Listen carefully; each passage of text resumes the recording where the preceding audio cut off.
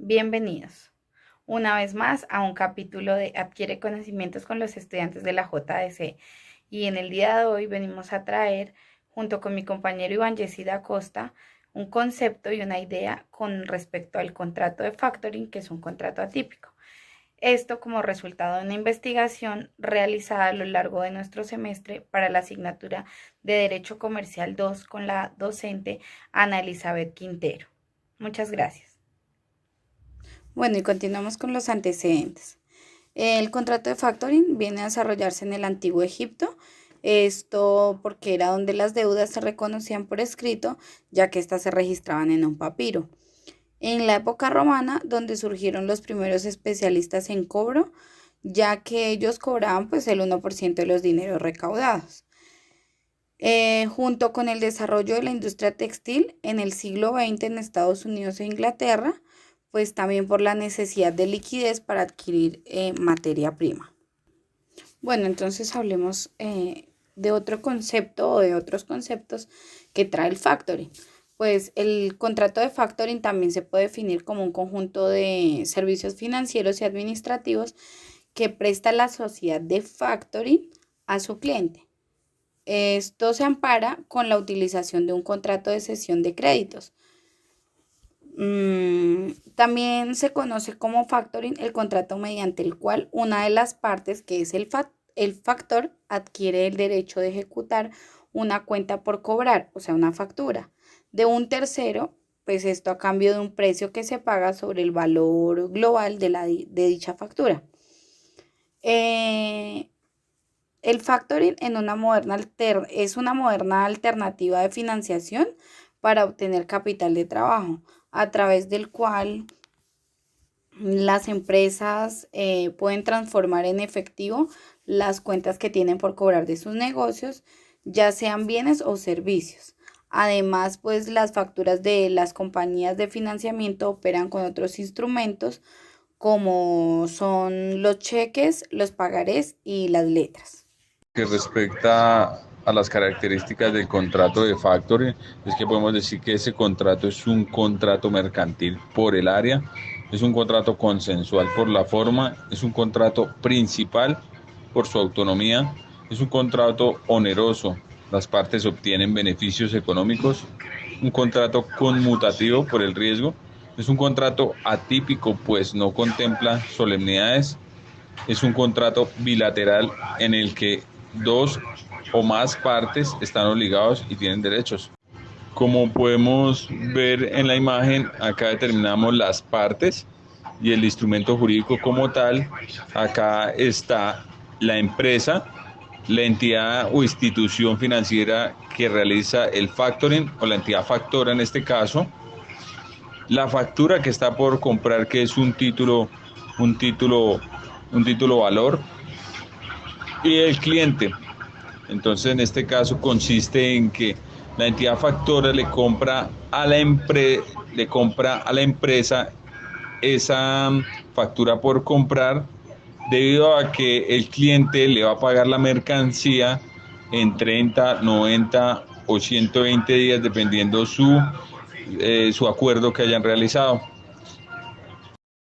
Ahora podemos precisar que en el sector financiero a estas entidades que realizan el contrato de factoring son vigiladas unas por la Superintendencia Financiera de Colombia, otras por la Superintendencia de Sociedades. Los bancos y las compañías de financiamiento son vigilados por la Superintendencia Financiera de Colombia, al igual que el factoring ofrecido por las empresas que pertenecen al sector que se conoce como factoring vigilado. Ahora las que son vigiladas por la Superintendencia de Sociedades son las del sector real. Estas compañías comerciales o personas naturales con actividad comercial son vigiladas por la Superintendencia de Sociedades, aunque la vigilancia está limitada únicamente a las sociedades que poseen un nivel de activos o ingresos totales superiores a 30.000 salarios mensuales legales mensuales vigentes, mínimos vigentes. Este sector se conoce como factoring no vigilado. Vale decir que existen obligaciones entre las partes y ahora vamos con la obligación del factor: adquirir los créditos que se originen de la manera y las condiciones contractualmente. Esta obligación se refiere a la adquisición a título oneroso de instrumentos crediticios negociables del cliente o facturas conformadas y títulos valores representativos de deudas, letras de cambio, cheques, vales, pagares, bono, etc. Dichos instrumentos se transfieren mediante endoso o mediante cualquier otra forma que permita la transferencia en la propiedad al factor. La obligación del cliente es informar al factor del comportamiento de los deudores cedidos y contribuir con el factor para el cobro de los créditos cedidos, ceder al factor los documentos e instrumentos de contenido crediticio objeto de la adquisición, remitir al factor lo que le hubiere pagado directamente los deudores cedidos a fin de cumplir el compromiso de reembolso pactado, notificar a sus deudores de la transferencia de los instrumentos de contenido crediticio a favor del factor, garantizar la existencia de los créditos transferidos. El deudor tiene la obligación de pagar la obligación como tal y recibir pues el título valor, la factura por cobrar, debido en su pactado a su fecha de vencimiento. Gracias, Iván. Continuemos. El factoring en Colombia, se puede decir que hoy en día el comercio en Colombia se está ajustando constantemente a dinámicas de un mundo más globalizado y esto se refleja en el derecho a incorporarse figuras en materia contractual que resultan eficaces al momento de establecerse los negocios. El contrato de factoring es tal vez una de las figuras que se ha venido incorporando en nuestro ordenamiento jurídico, lo cual implica que no debe ser desconocido para los juristas en sus estudios sobre derecho mercantil, como precisamos en esta asignatura. El contrato de factoring en Colombia nace por la necesidad, pues, de los empresarios querían usar el dinero que esperan al recibir y están reflejados en sus facturas por cobrar. Es usual que debido a las políticas de las grandes superficies y las pymes, que son las pequeñas y medianas empresas, se realicen facturas para pagar después de o están a 30, 60, 90 o hasta 120 días. Podemos decir que el factoring en Colombia también se presentó inicialmente como una de esas alternativas, como lo mencionaba anteriormente, para las pequeñas y medianas empresas, pues que no contaban con la capacidad para ingresar al sistema financiero. En la actualidad, este producto se ha convertido pues en un instrumento llamativo para las empresas de diferentes tamaños y de diversos sectores de la economía. El mecanismo se ha visto afectado por los hechos como en el que estuvo involucrada la empresa de factoring Factor Group. Esto lo que dejó en evidencia los vacíos de la regulación sobre las entidades no vigiladas que ofrecían este servicio. De igual manera se puso en tela de juicio la capacidad del Estado para supervisar las actividades económicas de las compañías a través de sus entes de control. La regulación existente del factoring cuando es ofrecido por compañías no vigiladas, la diferencia de la regulación entre las entidades del sector real y el sector financiero. Esto era lo que hablaba mi compañero Iván anteriormente, donde manifestaba pues que las entidades del factoring no vigilado están regulados o no vigilado es por la Superintendencia de Sociedades, mientras que el factoring ofrecido por las empresas que pertenecen al sector se conoce como factoring vigilado y este está pues vigilado, valga la redundancia, por la Superintendencia Financiera de Colombia. En el primer trimestre de 2017, solo el 3% de las empresas encuestadas usaron el factoring como mecanismo de financiación. El otro 27% de las empresas accedieron a créditos bancarios. El siguiente 13% acudió a créditos otorgados por sus mismos proveedores. El siguiente 8% a leasing y el 49% invirtió sus propios recursos. El descuento en Colombia está entre el 2,5% y el 3,5%, esto lo cual hace equivalente a otras alternativas de financiación de corto plazo. Bueno, no obstante que el precio depende del plazo de la factura y del monto de la percepción de riesgo. Continuamos hablando con la normatividad o regulación del contrato de factoring. Esto está regulado por la Ley 1231 del 2008, como mencionaba anteriormente, también ley llamada de factoring, en el cual se unifica la factura como título o valor o como mecanismo de financiación para el micro, pequeño y mediano empresario.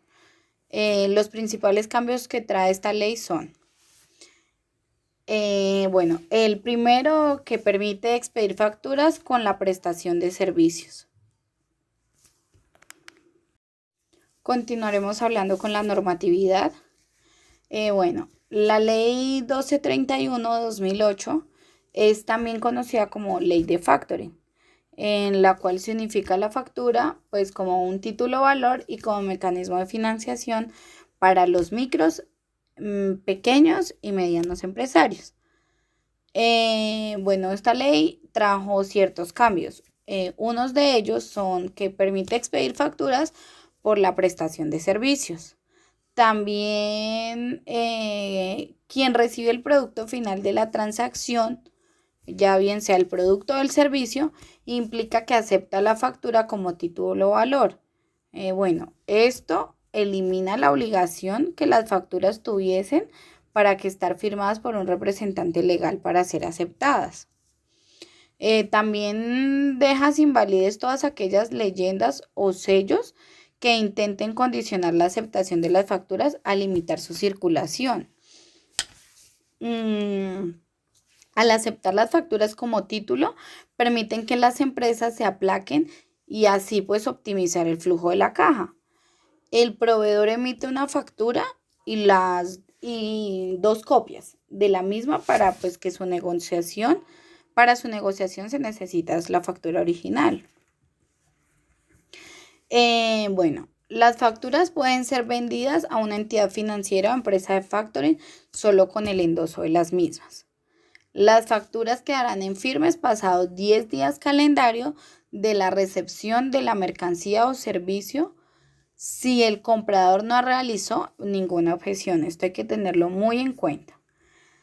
Quien recibe la factura se presume facultado para tal fin. También el comprador no podrá negarse en ninguna instancia a realizar el pago de la factura al tenedor legítimo de la misma. También se identifica al oferente del servicio de factoring como una persona natural o jurídica que preste servicios de compra y venta de cartera al descuento y que esté pues legalmente constituido e inscritas en Cámara de Comercio como corresponde. Bueno, el decreto 3327 de 2009 también nos trae otras características de la factura como título o valor.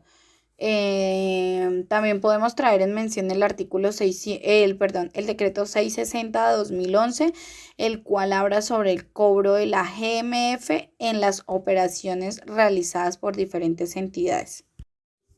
Bueno, también podríamos traer el decreto 2269 de 2012, el cual trae formas de capacitación de recursos de las compañías de factoring y que surge como una respuesta del gobierno ante los últimos eventos presentados con las compañías que prestaban este servicio.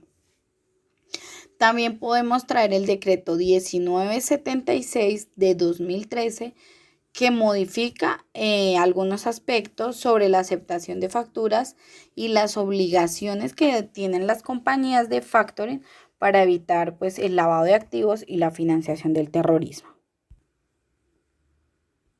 Normatividad internacional. Bueno, entonces, con la celebración del Convenio de Ottawa el 28 de mayo de 1988, realizada por el Instituto para la Unificación del Derecho Privado, la cual establece en la nota introductoria que el factoring internacional reviste una función significativa en cuanto al desarrollo del comercio internacional. Quisimos traer también como referencia las sentencias C882 de 2014, que esta trata sobre las normas sobre el acceso al crédito y garantías inmobiliarias, la solvencia obligatoria para las empresas de factoring, y la sentencia C1021 de 2012, que trae la exención tributaria en la operación de factoring realizada por las entidades vigiladas por la superintendencia y por las supersociedades. Y la sentencia C1021 de 2012, donde viene la exención tributaria en operaciones de factoring realizadas por las entidades vigiladas por la superintendencia de sociedades. Bueno, y queríamos traer una pequeña conclusión sobre el tema. Para ejercer esta actividad se debe estar legalmente constituido. Segundo, la actividad puede ser adelantada por cualquier persona no sometida necesariamente a la supervisión estatal o bajo la condición de que para el desarrollo de la misma no se capten recursos del público de forma masiva y habitual. Al sector financiero se le exigen estándares de calidad y seguridad bastante altos, esto con el fin de generar confianza en el público, proteger el patrimonio de los participantes y asegurar la transparencia en las operaciones que se realizan.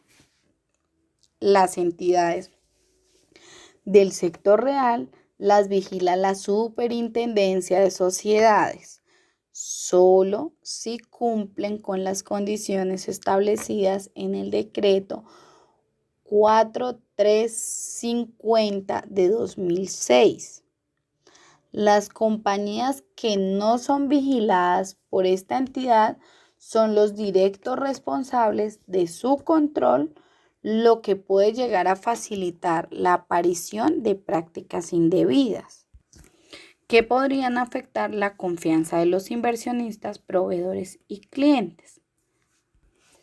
Las entidades no vigiladas no cuentan con estándares estrictos para su constitución, mientras que las entidades vigiladas cuentan con una lista de requisitos bastante amplia.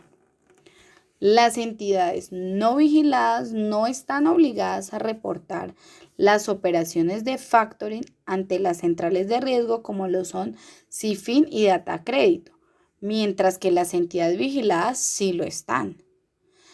Las entidades vigiladas están exentas del cobro de un impuesto cuando realizan operaciones de factoring, mientras que las entidades no vigiladas sí están obligadas a cobrarlo. Esta diferencia es una de las más importantes, pues los costos derivados de este impuesto ponen en gran desventaja a las entidades que pertenecen al sector real.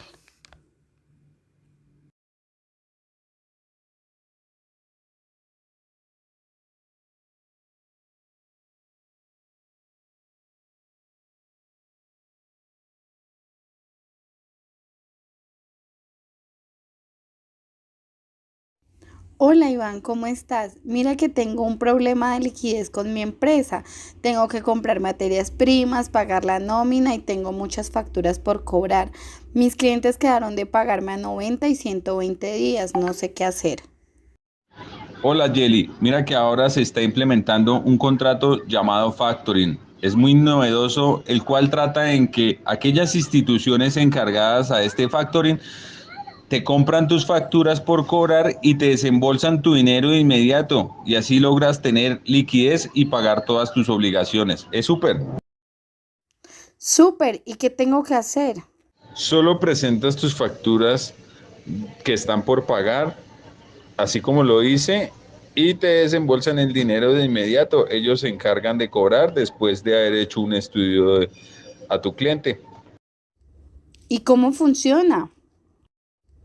¿Y cómo funciona? Esto depende de la modalidad que pactes y existen dos modalidades de factoring. Factoring con recurso o responsabilidad tuya o sin recurso o sin tu responsabilidad. En este caso sería responsabilidad del obligado de la factura Y en el caso de factoring con recurso, si el obligado no paga, te tocaría responder a ti ante la entidad factora.